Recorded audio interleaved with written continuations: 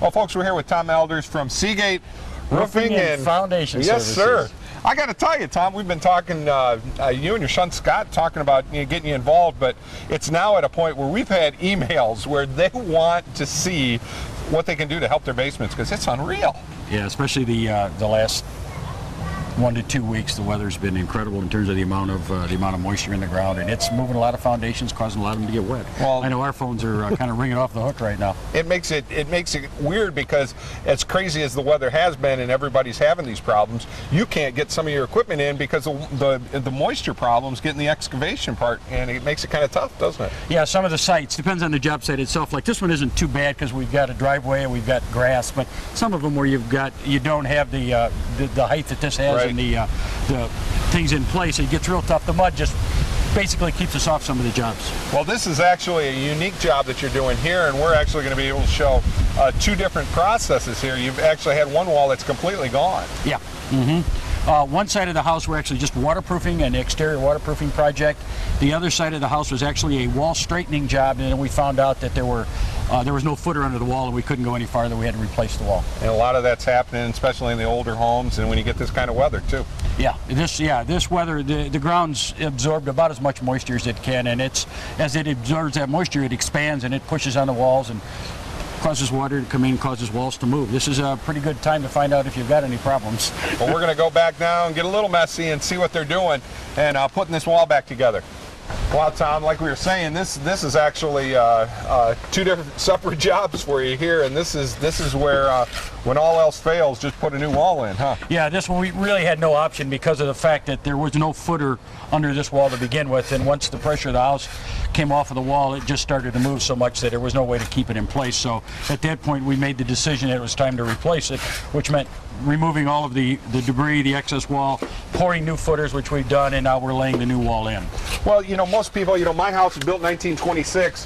What are some of the things, if people are going to look down in the basement and this may be a problem for them, what are some of the factors and signs that maybe they got a problem down there? The first sign is going to be water. In most cases coming in, not always, but in most cases you're going to see some indications of water in your basement or indications of water sitting inside of the walls through the powdery effervescence that we see in the walls.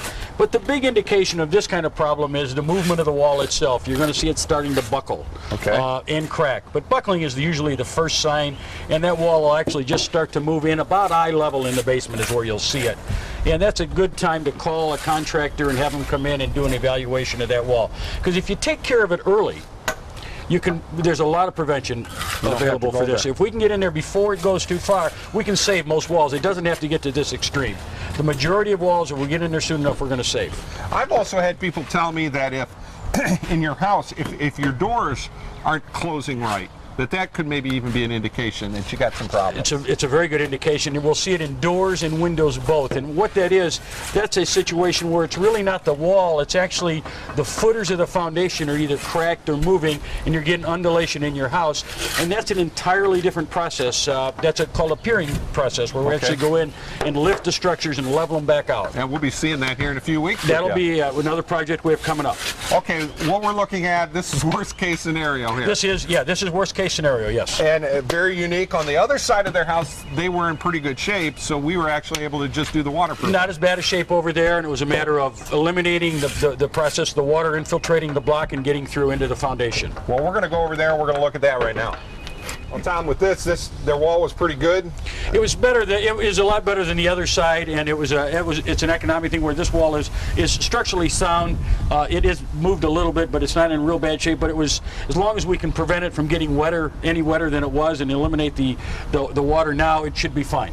Now with this, we don't have a footer on this side though, right? We have somewhat of a footer under here. It's not as good as we'd like, but again, in the same token, if we can prevent any more damage to the wall, they'll get a lot more years out of this wall without replacing it. Talk a little bit about this product that you've got on the wall itself. This is remarkable stuff. This is a little different than what you see in most applications as far as foundations go. Today, most applications are spray-on.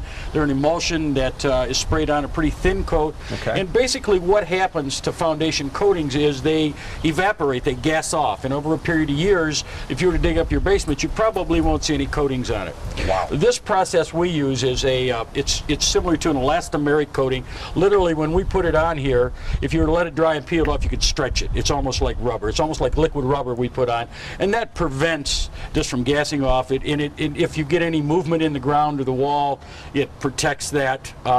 It protects the wall from that movement. It does not peel off or flake off or come off. Well, not to mention too, you've got all new piping here that goes right into your tiling too, correct? Yeah. Then there's one more process that's not here yet. Is we apply a 2-inch foam insulation board to the outside of this. Okay. That'll go right along this wall. The guys haven't got it in yet, so it's 2 inches thick. Goes all the way down to the footer.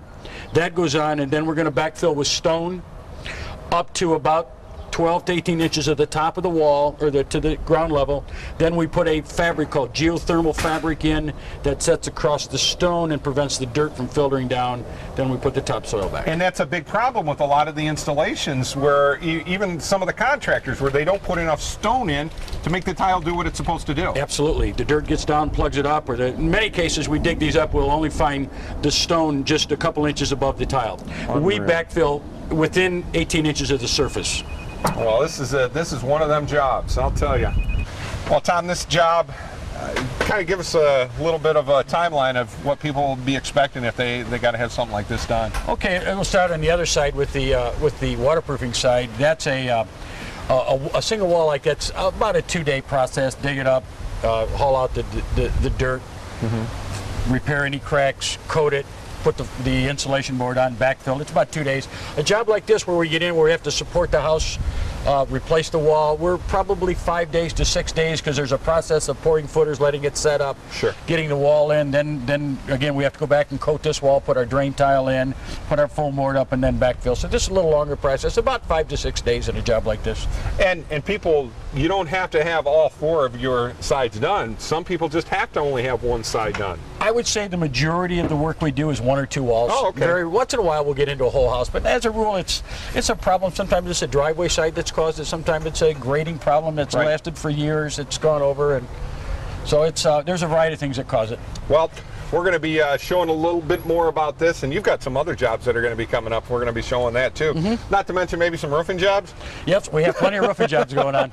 Okay, Tom, thank you very much. Okay.